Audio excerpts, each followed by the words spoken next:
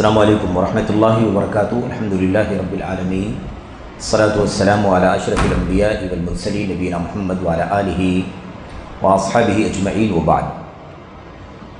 جدید مناہج کی حقیقت کے عنوان سے جو سلسلہ اللہ کے فضل و کرم سے، اس کی توفیق سے پچھلے کئی ہفتوں سے چل رہا ہے، اس سلسلے کی جو آج کی کڑی ہے، اس میں انشاءاللہ تبارک و تعالی ایک بہت ہی زیادہ اہم سوال کا جواب انشاءاللہ تبارک و تعالی ہمیں پڑھنا ہے، اور وہ سوال کچھ اس انداز کا ہے کہ اس سوال کے اندر کی بات ہے، ایک بڑے سوال کے ضمن میں یہ سوال آیا ہوا ہے۔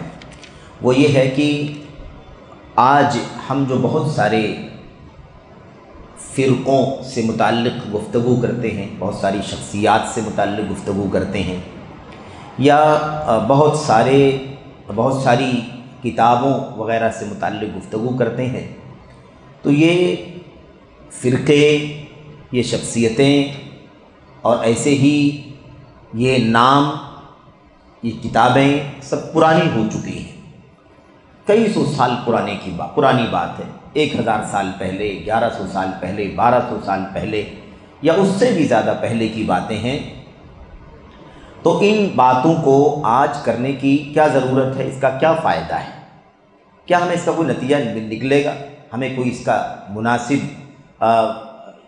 ہمارے پاس کیا ان مسائل پر گفتگو کرنے کی کوئی مناسب وجہ ہے؟ اگر نہیں ہے تو یہ باتیں کرنے کا، ان باتوں کے کرنے کا کیا فائدہ ہے؟ مثال کے طور پر آج بہت سارے فرق پر گفتگو ہوتی ہے، مرجئہ ہے، جہمیہ ہے، معطلہ ہے، صوفیہ ہے، مثال کے طور پر اشاعرہ ہے، ماتریدیہ ہے، ان فرقوں پر گفتگو کرتے ہیں، خوارج ہے اس پر گفتگو کرتے ہیں، روافض ہے ان پر گفتگو کرتے ہیں، یا اس طرح سے اور بہت سارے نام اس ضمن میں ہیں، ان پر گفتگو ہوتی ہے، ان کے عقائد کیا ہیں، ان کے نظریات کیا ہیں، ان کا منہج کیا ہے، ان کے منہج میں فساد ہے تو فساد کی وجہ کیا ہے۔ تو اس حوالے سے یہ ایک اشکال، یعنی ایک دشواری آتی ہے لوگوں کے ذہنوں میں کہ ان پرانے فرقوں پر گفتگو کرنے کا آج کیا فائدہ ہے۔ تو شیخ جمال بن فریحان الحارثی رحمۃ اللہ علیہ نے جو اس کتاب یعنی جدید مناہج کی حقیقت، الاجوبۃ المفیدہ علی اسئلۃ المناہج الجدیدہ، اس کتاب کی جو جمع کرنے والے ہیں، اس کی تحقیق کرنے والے ہیں، اس پر تعلیق لگانے والے ہیں، وہ اس حوالے سے بہت اہم شواہد اور حوالوں کے ساتھ، دلائل کے ساتھ جواب دے رہے ہیں، اور یہ بتلا رہے ہیں کہ یہ نام گرچہ پرانے ہیں، یہ جماعتیں گرچہ پرانی ہیں، لیکن وہ عقائد، وہ نظریات، وہ افکار، وہ رجحانات، میلانات اور ایسے ہی فکر کا فساد آج بھی موجود ہے، اور نام مختلف ہو گئے ہیں، عقائد کسی نہ کسی طرح سے موجود ہیں، نام الگ ہیں، نام پرانے والے نہیں ہیں، لیکن منہج اور راستہ آج بھی ان کا بگڑا ہوا کسی نہ کسی شکل میں امت کے درمیان موجود ہے۔ اس لیے ان مسائل پر گفتگو کرنا یہی نہیں کہ فائدہ مند ہے، بلکہ ان مسائل پر گفتگو کرنا، رد کرنا، نقد کرنا، امت کو اس وقت جو فرق پائے جاتے ہیں، ان فرقوں کے اندر کون سی گمراہیاں ہیں جو ماضی کی فرقوں میں پائی جاتی تھیں، ان کی نشاندہی کرنا، امت کو خاص طور پر امت کی نئی نسل کو، جوانوں کو اس سے آگاہ کرنا، متنبہ کرنا، ڈرانا، چوکنا کرنا واجب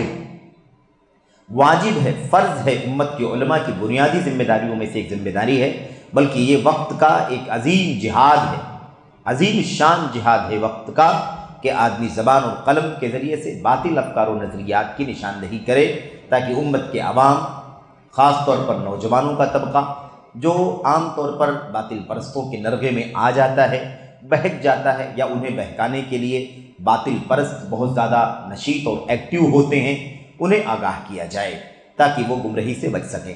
تو بہرحال یہ انشاءاللہ تبارک و تعالیٰ اس کا پس منظر ہے جس پر انشاءاللہ گفتگو ہوگی۔ ہمارے سامنے وہ باتیں براہ راست یہ ہیں کہ شیخ کہتے ہیں کہ چند مثالیں ملاحظہ فرمائیں، یہ کتاب کے صفحہ نمبر 165 پر نیچے کی طرف ہے، ذیل میں بعض مثالیں ملاحظہ فرمائیں جن سے اس بات کی وضاحت ہوتی ہے کہ ان تباہ فرقوں کے افکار آج بھی موجود ہیں، ان تباہ ہونے والے، گمراہ ہونے والے، ضائع ہونے والے فرقوں کے عقائد اور ان کے افکار آج بھی موجود ہیں۔ دیکھیں، نمبر 1 مثال دیتے ہیں، کہتے ہیں سید قطب اپنی کتاب فی ظلال القرآن میں کہتے ہیں، اس کتاب کو یعنی فی ظلال القرآن، قرآن کے سایوں میں، قرآن کے سائے میں یا قرآن کی چھاؤں میں، یہ اس کتاب کے نام کا ترجمہ ہے۔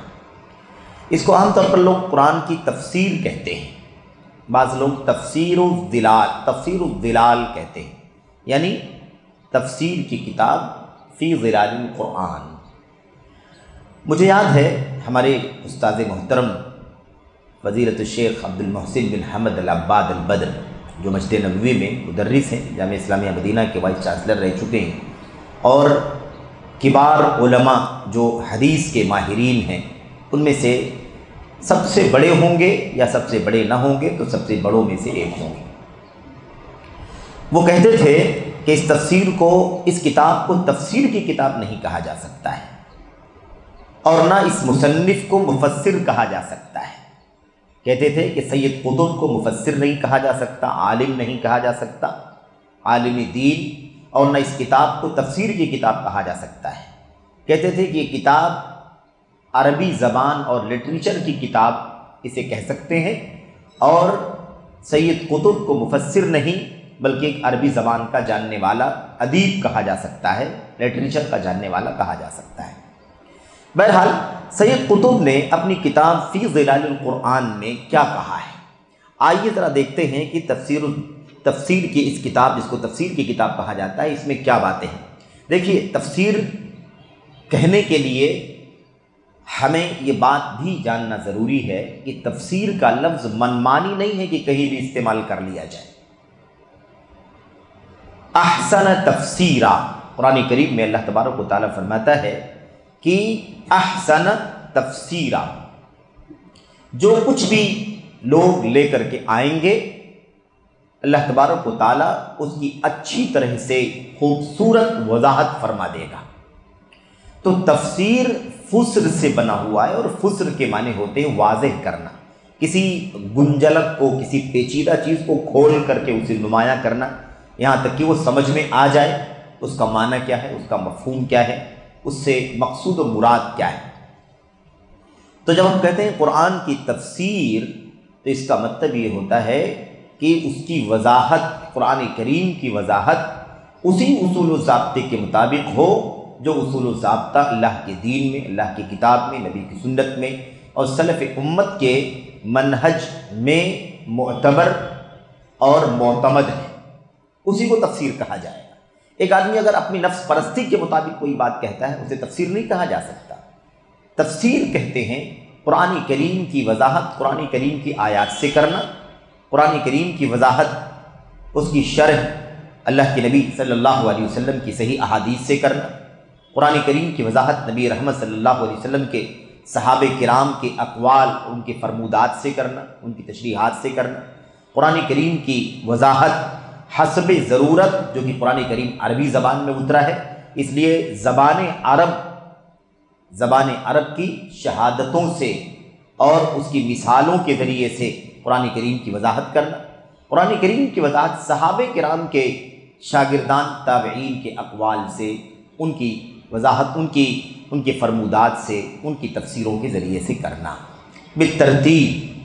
یہ تفسیر کے اصولوں میں سے، اس میں کہیں بھی نفس پرستی کی گنجائش نہیں ہے، عقل پرستی کی گنجائش نہیں ہے، اپنے کچے خیالات کی یا اپنے بے اصول باتوں کی گنجائش کہیں بھی نہیں ہے اس کے اندر۔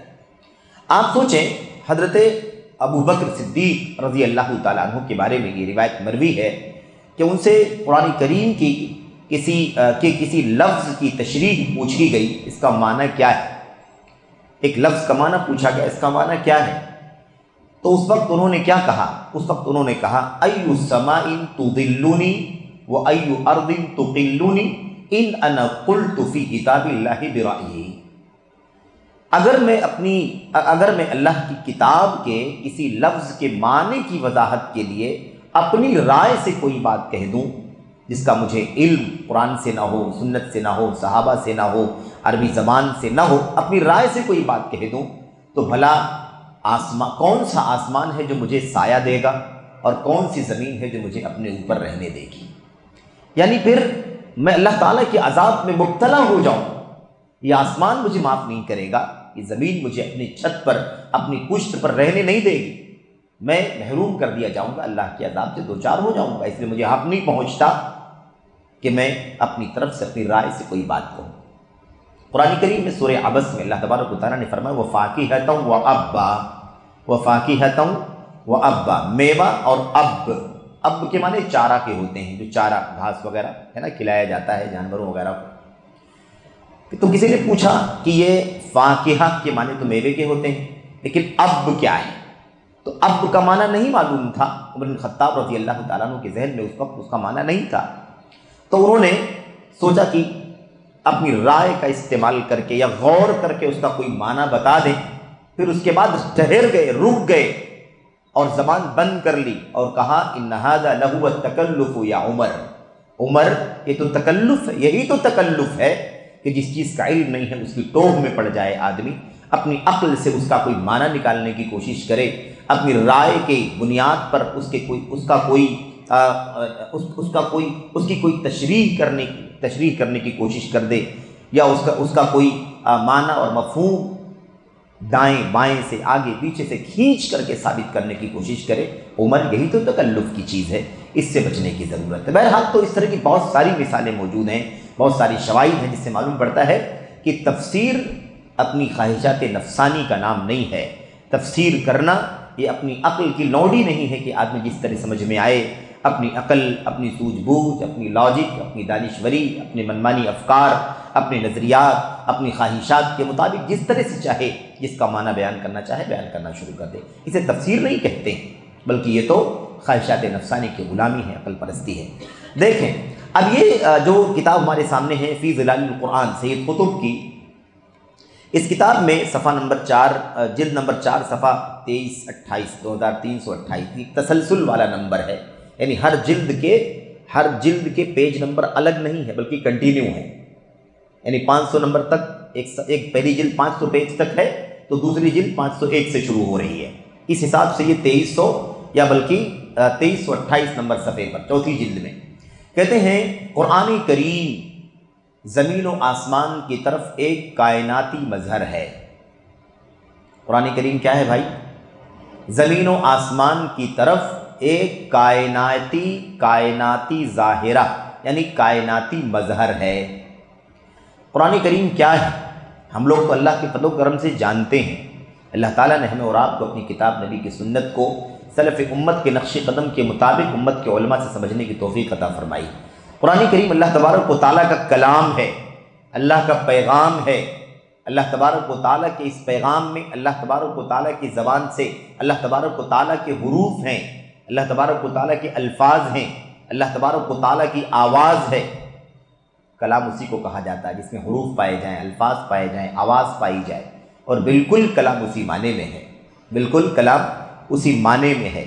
اب یہ کہتے ہیں قرآن کریم زمین و آسمان کی طرف ایک کائناتی مظہر ہے، یعنی جیسے کائناتی مظہر میں ایک پہاڑ ہے، ایک سمندر ہے، ایک دریا ہے، ایک آسمان ہے، ایک سورج ہے، ایک چاند ہے، ایک ستارہ ہے، فلاں فلاں مخلوقات ہیں، ایسی ایک مظہر یہ کتاب بھی ہے۔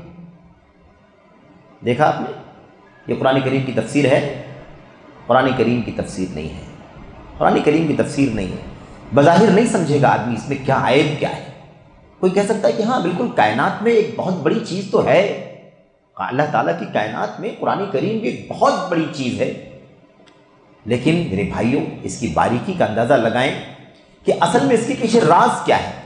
راز یہ ہے کہ یہ جہمیہ کا عقیدہ ہے قرآن کریم کو اللہ کا کلام نہیں ماننا ہے، قرآن کریم کو اللہ کا کلام نہیں ماننا ہے، کلام ہونے سے انکار، یہ جہمیہ کا عقیدہ ہے، جہمیہ کا عقیدہ ہے، اور وہی بات ان کے اس عقیدے سے نکلتی ہے۔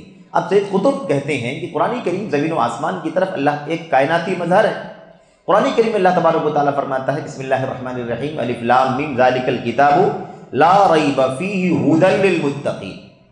الف لام میم یہ کتاب برحق ہے، اللہ کی طرف سے اتری ہوئی ہے، اس میں کوئی شک شبہ نہیں ہے۔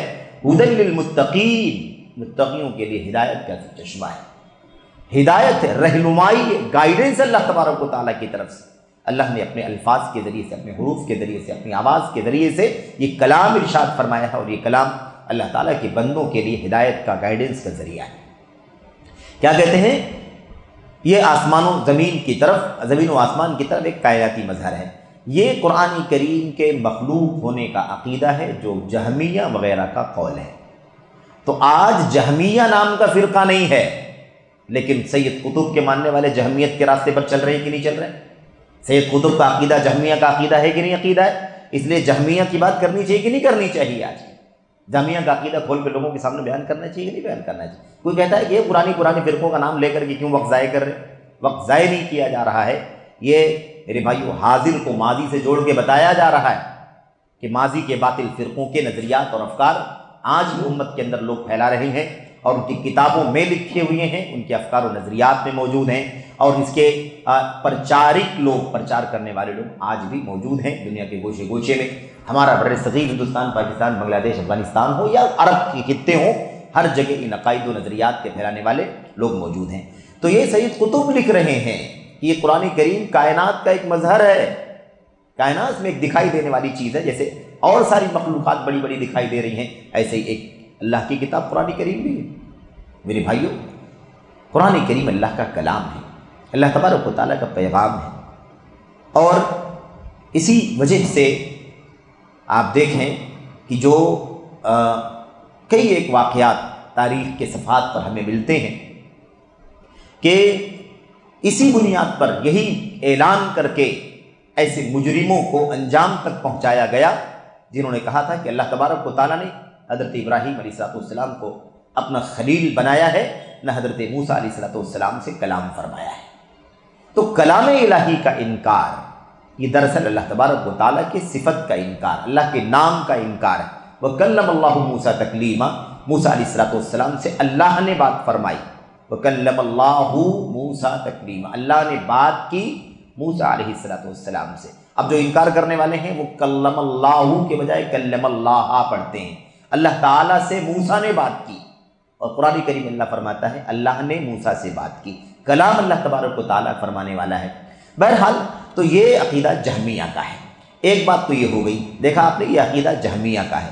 آج کوئی فرقہ اس وقت جہمیہ کے نام سے موجود نہیں، نہ مصر میں نہ غیر مصر میں۔ سید قطب مصری ہیں، نہ مصر کے اندر اور نہ مصر کے باہر، جہمیہ کے نام سے کوئی فرقہ نہیں ہے۔ لیکن جہمیہ کا عقیدہ آپ دیکھیں ہماری لائبریریوں کے اندر رکھی ہوئی کتابوں کے اندر موجود ہے کہ نہیں؟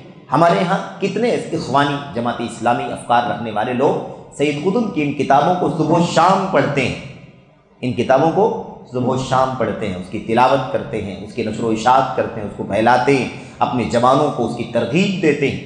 اور بعض ہمارے احباب، ہمارے نوجوان، یا بعض ہمارے علماء احباب بھی جو بہت زیادہ باریکیوں سے ان چیزوں کا مطالعہ نہیں کر سکے ہیں، وہ بھی کبھی کبھی لا علمی کی بنیاد پر، ہے نا، رسائی نہ ہونے کی بنیاد پر کہہ دیتے ہیں کہ کوئی بات نہیں ہے، سید قطب کی کتاب سے فائدہ اٹھاؤ، مولانا مودودی کی تفہیم القرآن سے فائدہ اٹھاؤ، فلاں فلاں کی کتاب سے فائدہ اٹھاؤ۔ یہ بہت افسوسناک بات ہے، اس بارے میں جلدی کرنے کی کوئی ضرورت ہی نہیں۔ اصول یہ ہے کہ سلفی منہج کے علاوہ کسی شخصیت سے، کسی کتاب سے، کسی برکت سے کوئی تعلق نہیں ہونا چاہیے۔ اصولی بات یہی ہے۔ اب اس کے بعد تفصیل میں جانے کے بعد یہ باتیں آئیں گی کہ بھئی جو اس کا اہل ہے، جو اتنا علم والا ہے، جو اتنی صلاحیت والا ہے، جو اتنا زیادہ ملکہ اپنے اندر رکھتا ہے کہ وہ حق اور باطل کی تفریق کر سکے، اسے سلفی منہج کی گہری معلومات ہو، باطل افکار و نظریات بھی جانتا ہو، اور ان فرقوں کے نمائندوں کے عقیدوں کو اور ان کے منہج کو اچھی طرح سے جانتا ہو، اس کے لیے جائز ہے کہ وہ ان کتابوں کو پڑھے، دیکھے، تاکہ وہ ان کی گندگیوں کو، ان کی نکارتوں کو، ان کے اندر جو فاسد باتیں اور بے اصولی کی چیزیں ہیں، منہج سلف سے، سلف امت کے منہج سے خلاف جو باتیں ہیں، اس کی میرے بھائیوں نقاب کشائی کر سکے اور اس بارے میں لوگوں کو آگاہ کر سکے۔ یہ ہے، ورنہ اصل یہ ہے کہ آدمی حق کے علاوہ باطل کے راستے پر نہ جائے۔ ضرورت نہیں ہے کہ ہم جائیں فلاں فرقے کی کتاب، فلاں فرقے کی شخصیت، فلاں فرقے کے لوگوں سے، ان کے پیغام، ان کے پروگراموں سے، ان کے اسٹیجوں سے، ان کی ممبروں سے فائدہ اٹھائے۔ اصل یہ ہے کہ انسان کو اپنے آپ کو اس سے دور رکھنا چاہیے۔ اب یہ کام جس کا ہوگا، جو صلاحیت کا ہوگا، وہ جائے، ٹھیک ہے، اور وہ کام اہل علم کا ہے جو اس مقام کو اپنے علم میں پہنچ چکے ہوں کہ وہ حق و باطل کی نشاندہی کر سکتے ہوں۔ بہرحال آئے گی مزید باتیں اس حوالے سے آگے۔ ایک مثال، دوسری مثال اسی طرح اپنی کتاب، یہ مثالیں چل رہی ہیں کہ پرانے فرقوں کا نام کیوں لیا جا رہا ہے، ان کی باتیں کیوں کی جا رہی ہیں، اسی کا جواب ہے، اس کے شواہد پیش کیے جا رہے ہیں کہ آج وہ کتابیں ہمارے بیچ میں موجود ہیں اور ان کے اندر وہ پرانے عقیدے جہمیہ کے پائے جاتے ہیں۔ اسی طرح اپنی کتاب ظلال القرآن ہی میں قرآنی آیات کو موسیقی کے نغموں یعنی سر اور موسیقی انداز سے متصف کرتے ہیں۔ دیکھا آپ نے، قرآن کریم کو نغموں سے تشبیہ دینا، نغمے، سر، جو موسیقی کی لے ہوتی ہے نا، تھاپ، اس سے تشبیہ دینا، یہ کس کا کام ہے؟ سید قطب کا، اپنی کتاب فی ظلال القرآن کے اندر کیا کہتے ہیں؟ مثال کے طور پر کہتے ہیں سورہ شمس، سورہ فجر، سورہ غاشیہ، سورہ طارق، سورہ قیامہ، مثال کے طور پر، یہ بطور مثال ہے، اور بھی چیزیں ہیں۔ اب مثال آپ اگر سورہ شمس پڑھیں تو والشمس وضحاها والقمر اذا تلاها والنہار اذا جلاها واللیل اذا یغشاها والسماء وما بناها، اب ظاہر ہے کہ یہ اللہ تبارک و تعالیٰ کے کلام کا انداز ہے۔ اب اس کو تشبیہ دیتے ہیں کس سے؟ جی ہاں، موسیقی، نغموں اور گانوں سے تشبیہ دیتے ہیں، میوزک سے تشبیہ دیتے ہیں۔ دیکھا، عرب کے لوگ، اصل عرب، یہ بات کہ عرب نہیں، اصل عرب، العرب القدامى، ہمارے اساتذہ مدینہ میں تھے، وہ کبھی اگر عرب کی بات آتی، عرب کی کچھ خصوصیات کی بات آتی تو فوراً عرب کا نام لیتے۔ عرب ایسے تھے تو فوراً کہتے العرب القدامى لسنا نحن العرب، ہم اس دور کے ہم عربوں کی بات نہیں کر رہے، اصل عرب جو پرانے عرب تھے ان عربوں کی ہم بات کر رہے ہیں۔ تو کہتے تھے کہ سوچنے کی بات یہ ہے کہ قرآن کریم عربوں کے بیچ میں اترا، عرب کے بلغا فصحا کے بیچ میں اترا، جو اپنی زبان دانی، اپنی فصاحت، بلاغت اور اپنی دانائی پر انہیں فخر تھا، ان کے بیچ میں قرآن کریم اترا۔ ان لوگوں نے دنیا بھر کی باتیں قرآن کریم کے سلسلے میں کی، لیکن کسی نے یہ نہیں کہا کہ قرآن کریم کا یہ انداز موسیقی کا انداز ہے، یہ نہیں کہا کہ قرآن کریم کا یہ انداز نغمے کا انداز ہے، سر کا انداز ہے، لے کا، رائمنگ جو اس کے اندر پائی جاتی ہے اس کی تشریح گانے سے دیا ہو، میوزک سے دیا ہو، ایسی کوئی چیز ہمیں نہیں ملتی ہے کہ نہیں؟ لیکن آپ دیکھیں کہ کس طریقے سے قرآن کریم، اب آپ بتائیے کہ کیا اس کتاب کو تفسیر کی کتاب کہا جا سکتا ہے؟ جہمیت کا باطل عقیدہ پھیلایا جا رہا ہو، قرآن کریم کی آیات کو میرے بھائیوں اس کو نغموں اور موسیقی اور سر سے تشبیہ دی جا رہی ہے، کس قدر حیرتناک بات ہے۔ بہرحال دیکھیے سورہ اعلیٰ کے بارے میں صفحہ نمبر 3883 میں اللہ سبحانہ و تعالیٰ کو الصانع، بنانے والا، کاریگری کرنے والا سے متصف کرتے ہیں۔ قل هو اللہ احد اللہ الصمد، کہہ دیجئے کہ اللہ تبارک و تعالیٰ ایک ہے، اللہ تبارک و تعالیٰ الصمد ہے، یعنی سب اس کے محتاج ہیں، وہ کسی کا محتاج نہیں ہے، وہ ایسا مالک ہے، ایسا آقا ہے، ایسا سردار ہے، ایسا مرجع ہے، ایسا سورس ہے کہ سب کو اس کی ضرورت ہے، اس کو اللہ تعالیٰ کو کسی کی ضرورت نہیں ہے۔ لم یلد ولم یولد ولم یکن لہ کفوا احد، اس میں کون سی پیچیدگی ہے، کون سی چیز ہے میرے بھائیو، ہے نا؟ اب سورہ اعلیٰ میں اللہ تبارک و تعالیٰ کو کیا کہہ دیا کہ الصانع، یہ اہل کلام سنتے ہوں گے کبھی، اہل کلام بات آئی تھی اشاروں میں، متکلمین یا ایسے ہی اہل کلام، یہ دراصل ان لوگوں کو کہا جاتا ہے، کوئی ایک طبقہ نہیں ہے، بہت سارے لوگ ہو سکتے ہیں، بہت الگ الگ انداز کے ہو سکتے ہیں۔ خلاصہ کلام یہی ہے کہ ان لوگوں کے بارے میں کہ اللہ تبارک و تعالیٰ کے دین کے سلسلے میں، خصوصیت کے ساتھ عقائد کے سلسلے میں، الہیات کے مسئلے میں، یعنی ان مسائل میں جن کا تعلق اللہ تبارک و تعالیٰ سے ہے، غیبیات سے ہے، غیب کی چیزوں سے ہے، ایسی چیزوں کے بارے میں، ایسی چیزوں پر گفتگو کرنے کے لیے، ثابت کرنے کے لیے کتاب و سنت کے دلائل سے رجوع کرنے کے بجائے اپنی عقل، اپنی رائے، اپنی فکر یا اپنی حجت، اپنی منمانی دلیل، نفس پرستی کے ذریعے سے ثابت کرنے کی کوشش کرنے والے، ان کو اہل کلام کہا جاتا ہے۔ سمجھ رہے ہیں نا؟ ظاہر سی بات ہے کہ اب غیب کے مسئلے میں، اللہ تبارک و تعالیٰ کی ذات کے مسئلے میں، اس کی صفات کے مسئلے میں، الہی امور کے مسئلے میں بندے کو کیا اختیار ہے؟ بندہ کہاں سے کوئی گفتگو کر سکتا ہے؟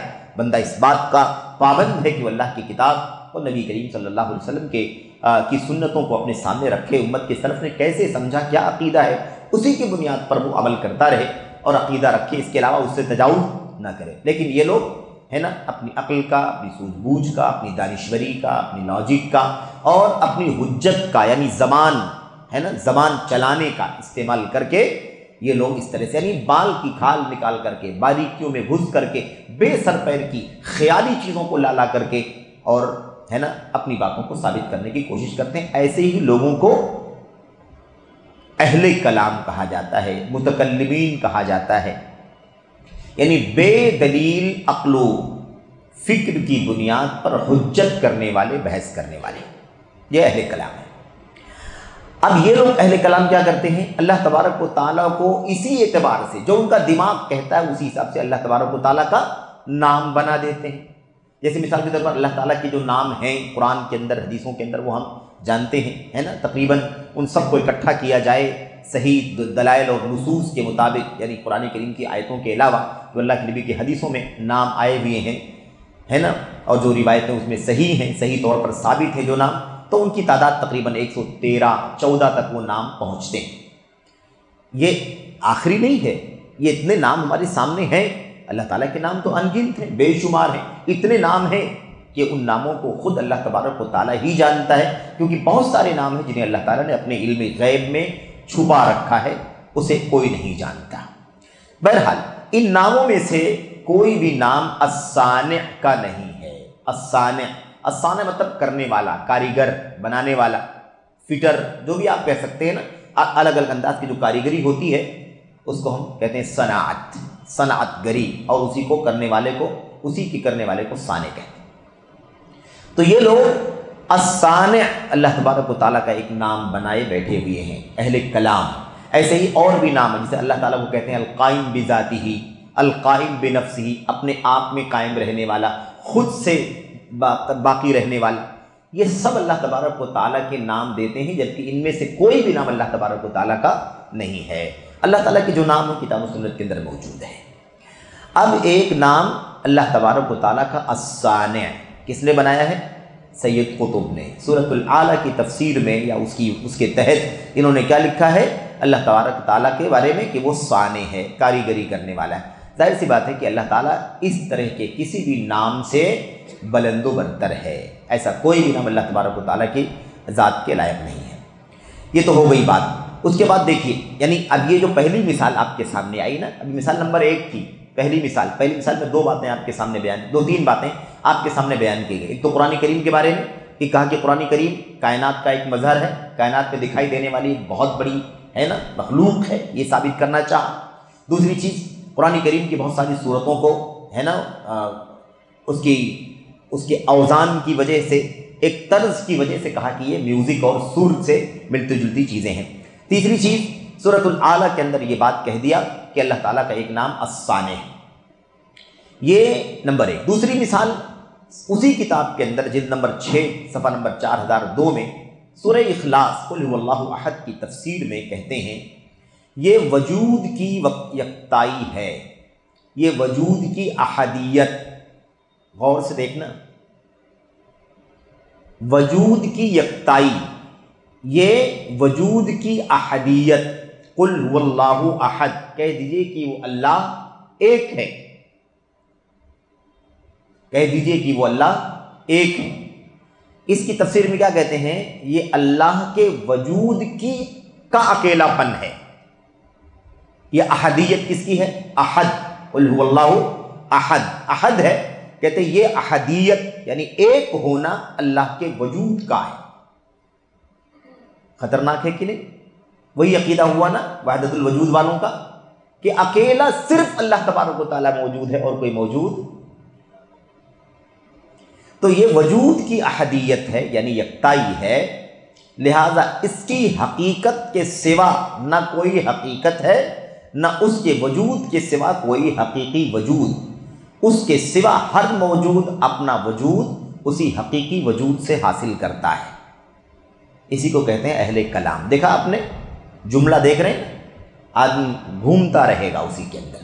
یدور کما یدور الحمار برحا، جیسے چکی کا پٹ لے کر کے گدھا گھومتا رہتا ہے نا، ایسی گھومتا رہے. جملہ دیکھو، یہ وجود کی احدیت ہے، لہذا اس کی حقیقت کے سوا نہ کوئی حقیقت ہے نہ اس کی وجود کے سوا کوئی حقیقی وجود. اس کے سوا ہر موجود اپنا وجود اسی حقیقی وجود سے حاصل کرتا ہے. یعنی ایک ہی اللہ تعالیٰ کی ذات ہی موجود ہے اور کوئی موجود نہیں ہے. بقیہ جتنی مخلوقات دکھائی دے رہی ہیں ان سب کا وجود اسی اصل وجود سے موجود ہے. حقیقت میں کوئی وجود نہیں ہے، لیکن جو ہماری آنکھوں کے سامنے بہت ساری چیزیں دکھائی دے رہی ہیں یہ اصل میں اسی موجود حقیقی جو اکیلا ہے اللہ، اسی سے اپنا وجود لیے ہیں، ورنہ حقیقت میں ان کا وجود نہیں. یہ سراسر وحدت الوجود کا باطل عقیدہ ہے کہ نہیں عقیدہ ہے؟ اب صوفیت آئی کہ نہیں آئی؟ وحدت الوجود کا عقیدہ آیا کہ نہیں آیا؟ اب اگر کوئی آج ہمیں کہے کہ بھائی آج آپ لوگ بیٹھ کر کے صوفیت کے بارے میں بتاتے ہیں، وحدت الوجود کا عقیدہ واضح کر رہے ہیں، کہاں وہ فرقہ موجود ہے؟ کہاں وہ حلول کا عقیدہ موجود ہے؟ کہاں ابن عربی کے لوگ موجود ہیں؟ کہاں صوفی سرمت کے عقیدے والے موجود ہیں؟ میرے بھائیو، یہ عقیدے آج بھی موجود ہیں. یہ نام شخصیتیں جن کے نام ہیں، یہ لوگ گرچہ یہاں موجود نہیں ہیں، ان کے فرقوں کے نام گرچہ موجود نہ ہوں، لیکن یہ عقیدے آج بھی امت کے اندر موجود ہیں. لکھا جا رہا ہے، بتایا جا رہا ہے، پھیلایا جا رہا ہے، لوگوں میں عام کیا جا رہا ہے، اسے پڑھنے پڑھانے کی تلقین کی جا رہی ہے، لوگوں کو آمادہ کیا جا رہا ہے. اس لیے کوئی یہ نہ کہے کہ یہ عقیدے ختم ہو گئے، اب اس پر بات کرنے کی کیا ضرورت ہے. تو یہ سراسر وحدت الوجود کا عقیدہ ہے. یہ سراسر کون سا عقیدہ بھائی؟ وحدت الوجود کا، وجود کی یکتائی. اللہ تبارک و تعالیٰ نے قل هو اللہ احد جب کہا تو اس میں احدیت کون سی ہے؟ اللہ تعالیٰ کی احدیت کس اعتبار سے ہے؟ آگے والی آیتیں پڑھ کر کے دیکھ لو. اللہ تبارک و تعالیٰ نے آگے فرمایا نا، ایسا تو نہیں کہ ایک ہی آیت کریمہ ہے. قل هو اللہ احد اللہ الصمد.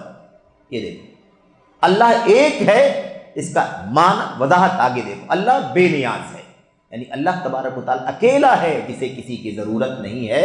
وہ کسی سے لیتا نہیں ہے، نہ کسی سے ایک ذرہ اس کو لینے کی ضرورت ہے، نہ کسی کا محتاج ہے، سب اس کے محتاج ہیں. مزید آگے بڑھیں. لم یلد، نہ وہ جنا ہے کسی کو اس نے، یعنی نہ تو وہ کسی کا باپ ہے، ولم یولد، نہ جنا گیا ہے، یعنی نہ کسی کی وہ اولاد، نہ وہ کسی کا باپ ہے، نہ وہ کسی کا بیٹا ہے. ولم یکن لہ کفوا احد، اور نہ اللہ تبارک و تعالیٰ کے مقابل اور اس کی برابری کرنے والا کوئی بھی ہے. تو اللہ تعالیٰ کی احدیت کا معنی واضح ہو گیا کہ نہیں، کہ اللہ تعالیٰ اکیلا ہے. کس اعتبار سے اکیلا ہے؟ یہ کہاں سے نکال کے لائے کہ وجود کی یکتائی ہے، وجود کی احدیت ہے، یعنی اللہ اکیلا ہے، یعنی پوری دنیا کے اندر جو کچھ دکھائی دے رہا ہے یہ سب ان کا کوئی وجود نہیں ہے. جو کچھ بھی وجود ہے وہ صرف ایک اللہ تبارک و تعالیٰ کا وجود ہے. تو اب جتنی بھی چیزیں دکھائی دے رہی ہیں وہ حقیقت پہ اللہ تبارک و تعالیٰ ہے.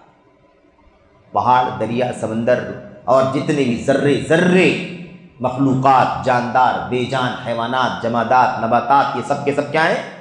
ایک ہی وجود ہے، صرف اور صرف اللہ تبارک و تعالیٰ. یہ وحدت الوجود کا ابن تیمیہ رحمۃ اللہ علیہ فرماتے ہیں کہ روئے زمین میں اس سے بدترین شرک نہیں پایا جاتا. وحدت الوجود سے بدترین شرک دنیا کے اندر نہیں پایا جاتا، کیونکہ کسی نے کسی کو شریک کیا، کسی نے کسی کو شریک کیا، کسی نے کسی دیوی کو، کسی نے کسی دیوتا کو، کسی نے کسی نبی کو، کسی نے کسی ولی کو، کسی نے کسی فرشتے کو، جن کو، شیطان کو شریک کر لیا. شرکا 2-4 رہے، لیکن یہ عقیدہ اتنا باطل ہے، اتنا خطرناک ہے کہ اس میں میرے بھائیوں کوئی حد نہیں ہے. ان سب کو اللہ بنا دیا گیا جو سب کے سب مخلوق ہیں. ساری مخلوقات کو، سارے ذرے کو اللہ بنا دیا گیا. اس سے بدترین شرک روئے زمین پر نہیں پایا جاتا. تو بڑا خطرناک یہ عقیدہ ہے.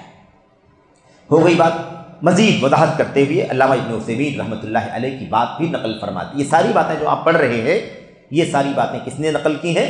یہ شیخ جمال بن فرحان الحارثی، جو شیخ صالح بن فوزان بن عبداللہ الفوزان کے بہت ہی خاص شاگرد تھے، ملازم شاگرد، یعنی بالکل لگے رہنے والے شاگرد.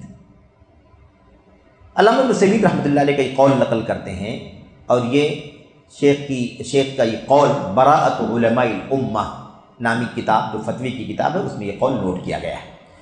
میں نے سید قطب کی تفسیر ظلال القرآن میں سورۃ الاخلاص کی تفسیر پڑھی. علامہ ابن عثیمین کہتے ہیں کہ میں نے فی ظلال القرآن میں، جو سید قطب کی کتاب ہے، میں نے اس میں سورۃ الاخلاص کی تفسیر پڑھی. انہوں نے اس میں بڑی سنگین بات کہی ہے، بڑی خطرناک بات کہی، گمبھیر، جو اہل سنت کے منہج کے خلاف ہے، اہل سنت کے منہج کے خلاف ہے. ان کی تفسیر سے ثابت ہوتا ہے کہ وہ وحدت الوجود کے قائل ہیں. یعنی یہ بھی نہیں غلط فہمی ہونی چاہیے کہ بھئی ہو سکتا ہے، لوگ کہتے ہیں نا، بعض لوگ کہتے ہیں ہو سکتا ہے آپ کو سمجھنے میں غلط فہمی ہوئی ہو سکتا ہے شیخ جمال فرحان کو سمجھنے میں غلط فہمی ہوئی ہو. تو بھائی علامہ ابن عثیمین رحمۃ اللہ علیہ تو وقت کے علامہ فہامہ تھے. علامہ ابن عثیمین کہتے ہیں کہ میں نے تفسیر فی ظلال القرآن کو پڑھا، اس میں سورۃ الاخلاص کی تفسیر دیکھا، تو اس میں انہوں نے بہت ہی سنگین بات کہی ہے. اور یہ کس کا عقیدہ ہے؟ کہتے ہیں کہ اس سے ثابت ہوتا ہے کہ وہ وحدت الوجود کے قائل ہیں. تو یقین ہو گیا کہ نہیں یقین ہو گیا کہ یہ بات؟ اور ہمارے سامنے وہ جملہ ہے نا کہ یہ وجود کا اکیلا پن ہے، وجود کا اکیلا پن ہے. بھائی اللہ تبارک و تعالیٰ کا وجود تو اللہ کی توحید کے اقرار کے اندر ہے بلا شبہ. ہمیں اللہ کی الوہیت، ربوبیت اور اسماء و صفات میں اللہ کو ایک ماننا ہے. ان سب سے پہلے اللہ کے وجود کا یقین کرنا ضروری ہے.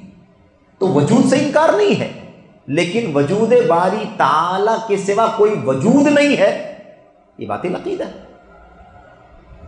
اللہ تبارک و تعالیٰ کا وجود ہے، اللہ کے وجود پر ایمان یقین ہونا چاہیے کہ نہیں ہونا چاہیے؟ وَفِي كُلِّ شَيْءٍ لَهُ آیَةٌ تَدُلُّ عَلَىٰ أَنَّهُ وَاحِدٌ. اللہ تعالیٰ کی مخلوقات دلالت کرتی ہیں کہ اللہ تبارک و تعالیٰ موجود ہے. اللہ کا وجود ہمارا ایمان ہے، وجود باری تعالیٰ پر ہمارا یقین ہے.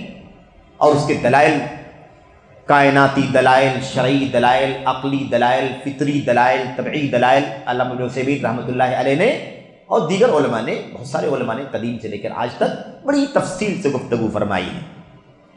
تو اللہ تبارک و تعالیٰ کے وجود پر تو ہمارا ایمان ہونا چاہیے، لیکن یہ کہنا کہ وجود کی یکتائی ہے، یعنی وجود کا اکیلا پن ہے، یہ تو وحدت الوجود والوں کا عقیدہ ہے.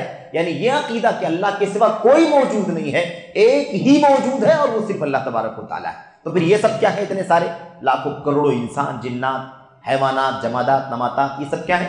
کہتے ہیں یہ سب ان کا کوئی حقیقی وجود نہیں ہے، اصل اللہ تبارک و تعالیٰ کا وجود ہے. یہ سب ساری کی ساری مخلوقات اسی اللہ تعالیٰ کے وجود کا مظہر ہے. سمجھ رہے ہیں؟ تو یہ ہے خطرناک عقیدہ. اس لیے وضاحت کی گئی کہ کوئی یہ نہ سمجھے کہ اللہ کے وجود کی بات کیوں نہیں کی جائے گی. اللہ کے وجود کا انکار نہیں کر رہے، اللہ کے وجود کا ایمان پر ایمان رکھنا، یقین کرنا اور اسے ثابت کرنا ضروری ہے. لیکن یہ غلط ہے کہ صرف اللہ تبارک و تعالیٰ کا وجود ہے، ان ساری مخلوقات کو اللہ تبارک و تعالیٰ کے وجود کا مظہر بنا دینا میرے بھائیوں یہ مناسب نہیں کسی حساب سے. اچھا، اس کے بعد دوسری مثال، تیسری مثال سب پیش کر رہے ہیں. دوسری دلیل، دوسرا مطلب حوالہ، علامہ شیخ البانی رحمۃ اللہ علیہ کا حوالہ دیتے ہیں کہ وہ بھی فرماتے ہیں سید قطب کے اس عقیدے کے بارے میں، وہ بھی بیان فرماتے ہیں. کہتے ہیں سید قطب نے صوفیوں کی باتیں نقل کی ہیں، سید قطب نے صوفیوں کی باتیں نقل کی ہیں، اور اس سے اس کے سوا کچھ بھی سمجھا جانا ممکن نہیں کہ وہ وحدت الوجود کے قائل ہیں. یعنی کوئی اور تعویل ممکن نہیں ہے. کوئی نکل کر کے آئے، کوئی قطبی، کوئی اخوانی، کوئی مودودی، کوئی عقلانی، کوئی معتزلی آئے اور ثابت کرنا شروع کر دے کہ نہیں نہیں نہیں، اس کا معنی یہ نہیں ہے، اس کا معنی یہ ہے، اس کا معنی یہ نہیں ہے، سید قطب یہ نہیں کہنا چاہتے ہیں، یہ کہنا چاہتے ہیں. تو علامہ البانی رحمۃ اللہ علیہ فرماتے ہیں کہ سید قطب نے صوفیوں کی بات نقل کی ہے اور اس سے اس کے سوا کچھ بھی سمجھا نہیں جا سکتا. یعنی کوئی اور بات نہیں سمجھا جا سکتا ہے سوائے اس کے کہ وہ وحدت الوجود کے قائل ہیں. یعنی ایسا نہیں کہ کسی بچے نے کہہ دیا کہ وجود کے قائل ہیں، کسی ناسمجھ نے کہہ دیا، کسی معمولی علم والے نے کہہ دیا، ایسی بات نہیں ہے۔ یہ کبار علماء، امت کی چوٹی کے ائمہ، ان علماء کی شہادتیں ہیں جو اس بات کی وضاحت کر رہے ہیں کہ سید قطب کا عقیدہ وحدت الوجود کا عقیدہ ہے، اور یہ تصوف کا یا شرک کا بدترین قسم ہے میرے بھائیوں، کہ ذرے ذرے کو اللہ تبارک و تعالیٰ کے وجود کا مظہر بنا دیا جائے۔ یہ بھی اسی کتاب براءۃ علماء الامہ کے اندر موجود ہے، صفحہ نمبر 37 پر۔ اس کے بعد علامہ شیخ ربیع بن ہادی بن عمیر المدخلی حفظہ اللہ، جن کے بارے میں بہت سارے لوگوں نے اس طرح سے مبالغہ کیا کہ آج اہل الحدیث کو بھی لوگ کہتے ہیں کہ یہ ان کے بہت سارے فرقے ہیں، ناموں کی بنیاد پر تو پہلے سے ہی لوگ کہتے ہیں کہ یہ مختلف ان کے فرقے ہیں۔ اب ہمیں کوئی کہتا ہے کہ دیکھو ان کے کئی فرقے ہیں، یہ ایک فرقہ سلفی ہے، ایک فرقہ اہل حدیث ہے، ایک فرقہ اہل سنت کہلاتا ہے، ایک فرقہ مثال کے طور پر فرقہ ناجیہ کہتا ہے، ایک فرقہ اپنے آپ کو فلاں کہتا ہے، کوئی کہ اپنے آپ کو غربا کہتا ہے۔ اس طرح سے لوگ طعنہ دیتے ہوئے آئے ہیں، کہتے ہیں کہ ان کی بہت ساری قسمیں۔ لیکن آج جو ہے نا، ہمارے جو بڑے علماء ہیں، جن بڑے علماء کی کتابوں کو ہم پڑھتے ہیں، جو سنت کی بنیاد پر، سنت کے علم کی بنیاد پر اور اہل سنت والجماعت کے عقیدے میں گہرے علم اور بصیرت رکھنے کی بنیاد پر امت کے علماء اور عوام خواص کا مرجع بنے ہوئے ہیں، ان میں سے ایک چوٹی کا نام علامہ شیخ ربیع بن ہادی بن عمیر المدخلی ہیں۔ تو ان کی طرف بھی لوگوں نے ہمیں منسوب کر کے ہمیں مدخلی کہنا شروع کر دیا، یہ مدخلی ہے۔ میرے بھائیو، آپ کوئی بھی نام رکھیں یا کوئی بھی کسی کا کوئی بھی نام رکھ لے، اس سے کوئی فرق نہیں پڑتا ہے، لیکن یاد رکھیں کہ ہم اس روش سے جو اندھی تقلید کی روش ہے، یا شخصیت پرستی کی روش ہے، یا حوث پرستی کی روش ہے، یا مثال کے طور پر عقلانیت کی روش ہے، یا ایسے ہی اتباع نفس، ہوائے نفس کی غلامی اس کو کہا جاتا ہے، ان تمام راستوں سے ہم دور ہیں۔ اور جیسے کسی عقیدے، سنت اور اسی طرح سے منہج کے کسی مسئلے میں ہم اپنے کبار علماء میں سے کسی عالم کا حوالہ دیتے ہیں اور اس کے علم سے ہم فائدہ اٹھاتے ہیں، اسی طرح سے اگر کہیں ان سے کوئی غلطی ہو جائے، چوک ہو جائے، تو ہم اس کی نشاندہی کرنا بھی ادب و احترام کے ساتھ دین کا حصہ سمجھتے ہیں۔ ہم اندھی تقلید نہیں کرتے، تعصب نہیں کرتے، تعصب صرف اور صرف حق کے لیے کرتے ہیں، سنت کے لیے کرتے ہیں۔ تو ہمیں کوئی کسی بھی نام سے موسوم کر لے، کوئی اس میں مسئلہ نہیں ہے، لیکن اس معنی میں ہم ہرگز نہیں ہیں جس معنی میں ہمیں کوئی سمجھتا ہے یا سمجھانے کی کوشش کرتا ہے۔ تو شیخ ربیع مدخلی حفظہ اللہ نے اپنی کتاب العواصم مما فی کتب سید قطب من القواسم، اسی لیے شیخ ربیع سے بڑا بیر ہے ہمارے بھائیوں کو، بڑا بیر ہے، کیونکہ انہوں نے کافی ان کی بدعقیدیوں کو، منہج کے فساد کو اور انحرافات کو اپنی کتابوں میں اکٹھا کر کے امت کو ان کے شر سے آگاہ کیا ہے، اور یہ امت کی ذمہ داری ہے، امت کے کبار علماء کی ذمہ داری ہے۔ میرے بھائیوں، العلماء ورثۃ الانبیاء کا یہی تو حقیقی معنی ہے، یہی حقیقی معنی ہے میرے بھائیوں۔ اگر یہ مشن بند ہو جائے تو وراثت کا صحیح حق ادا نہیں ہوگا۔ اسی لیے علماء بغیر کسی ملامت گر کی ملامت سے ڈرے ہوئے، بلا کسی کے گالی گلوج اور تہمت اور طعن و تشنیع کا خوف کیے ہوئے، میرے بھائیوں بے باک ہو کر کے اپنی زبان و قلم سے پوری دنیا کے سامنے سنت کی راہ کو عام کرتے ہیں، منہج حق کو واضح کرتے ہیں، صحیح عقیدے کی نشر و اشاعت کرتے ہیں۔ وہ کسی کے طعنے سے نہیں ڈرتے، کسی کی تشنیع سے نہیں گھبراتے، کسی کی ملامت سے نہیں خوف کرتے۔ تو بہرحال ان کی کتاب العواصم من القواسم، العواصم مما فی سید قطب من القواسم، اس کا معنی کیا ہے؟ سید قطب کی کتابوں میں جو مصیبتیں ہیں، جو آفتیں ہیں، ان سے بچانے والی چیزیں، ان سے بچانے والی چیزیں، یہ کتاب کا نام ہے۔ خیر، صفحہ نمبر 3 دوسرے ایڈیشن کے مقدمے میں اپنے ہاتھ سے یہ عبارت تحریر فرمائی ہے۔ کیا کہتے ہیں بھائی؟ دیکھیے کیا لکھا ہے، یہ کیا لکھا ہے؟ ابھی شیخ ربیع کی بات نہیں آ رہی ہے، شیخ ربیع کی کتاب پر شیخ البانی رحمۃ اللہ علیہ نے کیا کہا ہے۔ شیخ ربیع کی کتاب پر شیخ البانی شاگرد ہیں، شیخ البانی رحمۃ اللہ علیہ کے شاگرد ہیں شیخ ربیع ہادی مدخلی۔ تو یہ کہتے ہیں آپ نے سید قطب پر، شیخ البانی کہتے ہیں سید قطب کی گمراہیوں، ان کے انحرافات پر جو قلم چلایا ہے شیخ ربیع نے، اس پر شیخ البانی لکھتے ہیں آپ نے سید قطب پر جو کچھ بھی رد کیا ہے وہ حق اور درست ہے، جو کچھ آپ نے رد کیا ہے وہ حق اور درست ہے۔ اس سے اسلام کی معمولی ثقافت رکھنے والے مسلمان پڑھنے والے کے سامنے یہ بات نمایاں ہو جاتی ہے کہ سید قطب کو اصول و فروع سمیت، اصول اور فروع کے ساتھ، یعنی اصول بھی اور فروع بھی، دین اسلام کی واقفیت نہ تھی۔ اب جس آدمی کو اصول و فروع کا بھی علم نہ ہو، وہ قرآن کی تفسیر لکھے تو کیا کرے گا؟ وہی عقلانیت، وہی ہوس، وہی خواہشات نفسانی، وہی عقلانیت، وہی اعتزال، وہی نظریات، افکار، بس وہی ساری باتیں نوٹ کرے گا۔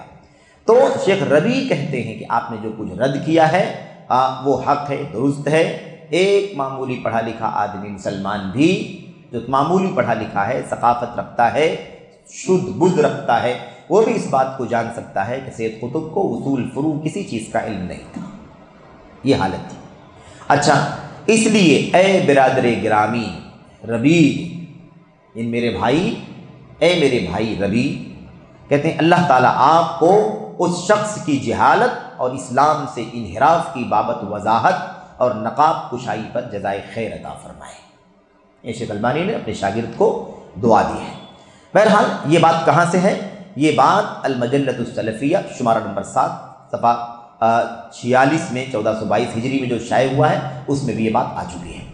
تو یہ میرے بھائیوں 2-3 شواہد تھے سید قطب کے حوالے سے کہ دیکھیں کس طرح سے جہمیت کا عقیدہ ہے نا، صفات کے معاملے میں، اللہ تبارک و تعالیٰ کی وحدانیت کے بارے میں، ایسے ہی کلام کے بارے میں، اور دیگر کئی ایک چیزوں کے وحدت الوجود کے گندے عقیدے کے سلسلے میں کس طرح سے سید قطب کی کتاب کے اندر یہ باتیں موجود ہیں۔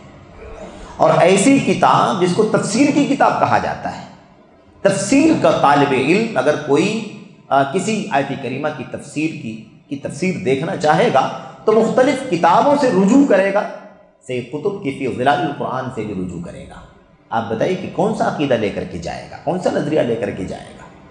تو یہ بڑا خطرناک مسئلہ ہے، بڑا سنگین مسئلہ ہے، اس لیے ہمیں اس سے آگاہ رہنے کی ضرورت ہے۔ اور یہ مسئلہ معمولی نہیں ہے، یہ مسئلہ کوئی فرعی مسئلہ نہیں ہے، یہ مسئلہ کوئی فقہی مسئلہ نہیں ہے، یہ مسئلہ کوئی سنت اور مستحب کا مسئلہ نہیں ہے کہ اسے ہم درجے کے اعتبار سے بعد میں سمجھیں، بلکہ یہ سراسر ایمان کا مسئلہ، عقیدے کا مسئلہ، اسماء و صفات کا مسئلہ ہے، انسان کے کفر و ایمان کے فیصلے کا مسئلہ ہے۔ میرے بھائیوں، کس قدر یہ سنگین اور خطرناک مسئلہ ہے، اس مسئلے میں اس طرح سے سید قطب نے یہ ساری باتیں اپنی کتاب کے اندر لکھی ہے۔ اور یہ تو 1-2 مثالیں ہیں میرے بھائیوں۔ ہم اگر یہی کتاب جو اخیر میں بھی جس کا تذکرہ آیا، العواصم مما فی کتب سید قطب من القواسم، اگر اس کتاب کو پڑھیں تو حیران ہو جائیں گے، حیران ہو جائیں گے۔ لمبی بحث ہے، جلد میں پوری کتاب لکھی ہوئی ہے۔ ایسے ہی مطاعن سید قطب فی الصحابہ، صحابہ کرام کے بارے میں سید قطب کے طعن و تشنیع، مستقل کتاب ہے شیخ ربیع ہادی مدخلی کی۔ اب یہ سب باتیں اس لیے نہیں ہم کھول کر کے بیٹھتے، یا ہمارے علماء نہیں سب ایک چیز کو کھول کر کے بیان کرتے ہیں کہ بھئی ٹھیک ہے، امت جتنے سے گمراہی سے بچ جائے، جتنی باتوں کو بیان کرنے سے آگاہ ہو جائے کافی ہے، کوئی ضروری نہیں، کیونکہ کسی کی ذاتی نفرت نہیں ہے، کسی کی ذات سے، کسی کی شخصیت سے کوئی نفرت نہیں ہے۔ اصل یہ باطل عقائد، باطل نظریات ہی وہ چیزیں ہیں جس کی نشاندہی کرنا امت کی ذمہ داری ہے، اس لیے کی جاتی ہیں۔ یہ باتیں یہاں ہو رہی ہیں، اس کا مطلب ہرگز نہیں ہے کہ فی نفسہ ہی ہے نا سید قطب سے کوئی نفرت ہے، سید قطب سے کوئی دشمنی ہے، یا سید قطب کے ماننے والوں سے، ان کے شاگردوں سے، ان کے طلباء سے، ان کے فالوور سے کوئی ذاتی نفرت ہے۔ ذاتی نفرت نہیں ہے، بلکہ صحیح معنوں میں ذاتی نفرت نہیں، بلکہ یہ ذاتی محبت ہے، نصح ہے، خیر خواہی ہے، جس کی بنیاد پر ان گندے عقائد کو اور غلط منہجوں کو، مناہج کو لوگوں کے سامنے عام کیا جا رہا ہے، تاکہ امت کا ہر طبقہ، ہر فرد اس سے آگاہ ہو جائے، اپنے عقیدے کو، اپنے ایمان کو بچا سکے، اس کی حفاظت کر سکے۔ ورنہ یہ عقائد اتنے خطرناک عقائد ہیں کہ انسان نماز روزے پڑھتا رہے، ادا کرتا رہے، محنت مشقت کرتا رہے، اور ان عقائد کی بنیاد پر وہ ایمان سے ہاتھ دھو بیٹھا ہو، اتنے خطرناک عقائد ہیں، ہے کہ نہیں؟ عقائد یہ کفری عقائد ہیں کہ نہیں، شرکی عقائد ہیں کہ نہیں؟ وحدت الوجود کا عقیدہ کیسا عقیدہ ہے؟ اللہ کے کلام کے انکار کرنے کا عقیدہ، اللہ کے صفت کلام کا انکار کا عقیدہ کتنا خطرناک عقیدہ ہے؟ یہ ساری چیزیں موجود ہیں۔ اس لیے یہ میرے بھائیوں چند مثالیں ہیں، جو شیخ جمال فریحان نے نقل کی ہے اسی کا تذکرہ ہم نے آپ کے سامنے کیا ہے۔ بس اللہ سے دعا کرتے ہیں کہ اللہ تبارک و تعالی ہمیں اور آپ کو ہر طرح کے انحرافات سے، عقیدی انحرافات سے، منہجی انحرافات سے، اللہ تبارک و تعالی ایسے ہی عملی انحرافات سے، اللہ تبارک و تعالی اصولوں میں انحراف کرنے سے بچنے کی توفیق عطا فرمائے۔ آمین یا رب العالمین۔ صلی اللہ وسلم و بارک علی نبینا محمد وعلی آلہ وصحبہ اجمعین۔ السلام علیکم ورحمۃ اللہ وبرکاتہ۔